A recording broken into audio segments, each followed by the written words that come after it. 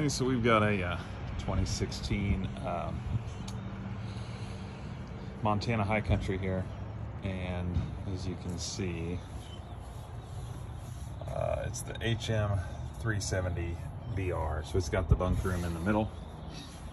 It's been a great camper. Otherwise, it just has one kind of design flaw. As you can see with like this main slide, it uses these rollers, right, on that on this fabric, and this seems to work pretty well. We've got a little wear in that fabric there, but doesn't seem to impact its operation at this point. On the other side, which I haven't extracted, I haven't opened this side up yet. I was going to show what it's doing, but this other side, they don't use those rollers. So anyway, as we come on into the camper, you can see again, I've got the slide in, the big slide's out. This slide is in, and I wanted to show the operation, to show what we're dealing with. But it's got this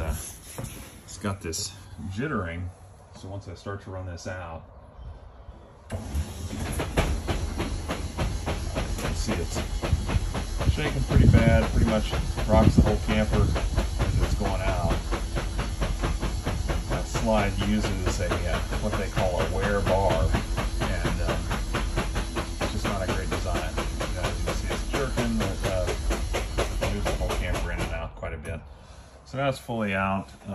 It's not as deep a slide as the other one. I don't know why they did this design on these instead of using rollers. So what I plan to do is replace that wear bar, which I've already replaced that seal, that flap, but I'm gonna jack this slide up and I'm gonna replace that wear bar with a few rollers, so it kind of matches the other side, and we'll see how it works. But you can see though the fabric under this one is not in bad shape, but it just doesn't slide in or out. It does that herky jerk motion no matter what. So I'll probably take this flap back off, and so I can expose it. I'll jack that up, create a little bit of space there, and then we'll get back to it. Okay, so at this point I've got this the back side of this slide jacked up. I'm using a 48-inch farm jack, pretty inexpensive from Harbor Freight. It's like 50 bucks. It's probably the best thing I've got to do it with. But a couple of tips. I use the automatic levelers. If you have those on your camper, I've extended the front and the back pretty close to all the way out. Pretty much lifted the camper up off its tires. Just to create a little bit of extra headroom in here, because there's not a lot of room to work there. And I've also taken out that weather strip that I showed earlier. And by the way, that is an additional weather strip that I added, because the factory one, this one here, there used to be one here attached to this piece with the screws in it, where the wear bar is attached. That didn't hold up very well. So anyway, I added that other one because this one just kind of deteriorated and fell apart. So I added that other one. After I'm done with this, I'll put that other one back on to cover everything up. But so this is basically what we're gonna do. So I've got these rollers. They came from Amazon. I'll include the part number.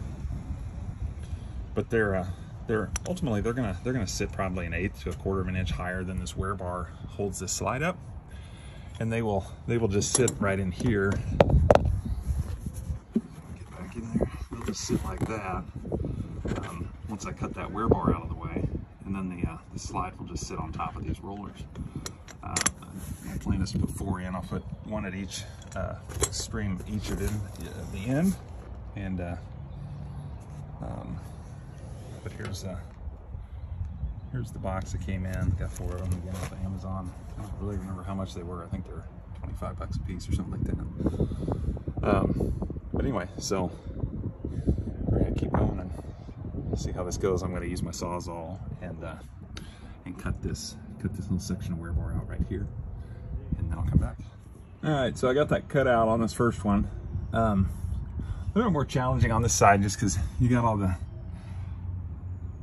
the lines and so forth coming up into this, because this is the slide with the kitchen in it and so forth. So electrical and gas and all that stuff traveled through this piece right here, which really gets in the way of cutting over there. Plus I had this block here for the jack, so a lot of stuff to work around. But anyway, got it cut out. This is a picture of what came out. You can see the thickness of that wear bar right there that I cut through. Just used a Sawzall, cut the top, you know, cut through this surface up here, and then used just a razor utility knife to cut through that front part. So if you look at this, at the roller, which is going to replace this section, it's probably it's about a ½ inch taller. So the slide will sit up about a ½ inch taller than it used to. Shouldn't be a problem. You should have at least, you know, 1.5 inches or 2 inches of play inside the slide cavity in the opening. So anyway, I'm going to insert this one and go on to the next. I'm going to go ahead and show you how this looks before I lower it. So we got a couple of number 12 screws in there and some washers. And I'm going to lower this side here in a second and start with the other. All right, so as you can see, I got that second one up in there on the front, towards the front edge. And get another one in the middle. So here you can see we've got all 4 of the rollers cut in, and the slide is lowered. So all of the weight now is on those rollers. I'll have to reinstall this additional piece of weather stripping to button it all up, but let's go do a test. Okay, so interesting story. Went to do a test, and it didn't go well. The gearbox in the Bal Accu Slide assembly, the gearbox itself actually went out and wouldn't bring the slide back in. I did one successful test, smooth, then it wouldn't bring the slide in. So it just started popping. It was just popping gears inside the gearbox itself. So I made a few phone calls. Nobody around here, of course, has one in stock. I'm going to get one on Monday, but I didn't want to wait until Monday to get this buttoned up. For one thing, I've got this camper blocking my access to my cars in the garage, which are in there right now. So I've got to get them moved, and wasn't going to be able to move it with that slide out in the way it was. So I decided to take the bunkhouse gearbox out and use it as a donor gearbox, and swapped them out essentially. So the bad gearbox now is in the bunk room, which that's a much lighter weight slide, and I'm able to help that one in just by, you know, having someone hold the button, and then I was able to push it in from the outside. Several attempts, and it just pops and grinds the whole time. So it's definitely bad, but anyway, I was going to show you what I had to do here. So if you look, I had to take this piece of trim off in order to access the gearbox. This is the one, I've already replaced it. I probably should have videoed that process, but I really wasn't in the mood to video because things weren't going my way. So this is the gearbox. You can probably read that part number. Had to get another one. Again, that'll be here Monday, but this is the actual gearbox out of the bunk room. What happened to me when I went to take it out of the bunk room, I had my jacks still in place on this kitchen slide out, taking weight off so I could remove the chain assembly and so forth, because that's a whole process in itself if you ever need to remove one of those gearboxes.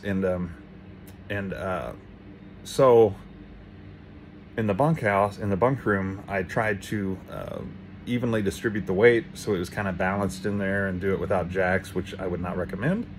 So what ultimately happened was, after I got the gearbox out, I'm in here working, and the bunkhouse slide tipped outward. Of course, it didn't fall out or anything. It's not going to be allowed to do that, but it did get tipped. You know, so it was about 12 inches out further in the top than the bottom, which was only at about 10 inches to start with. Brother-in-law Paul happened to pull up shortly after I had that little mistake, and was able to help me out, get it standing back up squarely again, and ultimately move some jacks under it, and get the bad gearbox installed in there just long enough so that I could pull that slide in, and move this camper back where it goes until Monday, and then I'll replace that gearbox down in the bunkhouse. So anyway, big shout out to Paul for helping me out and showing up at the right time. So again, this has been replaced. If you do have to replace one of these gearboxes, I think what I actually ordered is going to be the motor, the gearbox, and this metal plate. I think it's the whole thing. It's $120 at this camper place local here. Again, I can't get it till Monday, but what I actually swapped out was just the gearbox itself. So there's a couple of carriage bolts you can see up here on the top, one on each side. And there's the nuts for them down there. They're locking nuts. You know, these guys right here, and then this one over here. So it's a 11 millimeter nut. You just loosen it, take those off, slide the carriage bolts out, and the gearbox comes right out. After you get all the tension off the chain. And so what I did to keep my spot, you can see up here, I've got one of them, but got white marking. I left white marks on the chain to mark my spot so I knew how to put it back together. So we're gonna go ahead and demonstrate how well this works now. So I'm gonna go ahead and bring that slide in.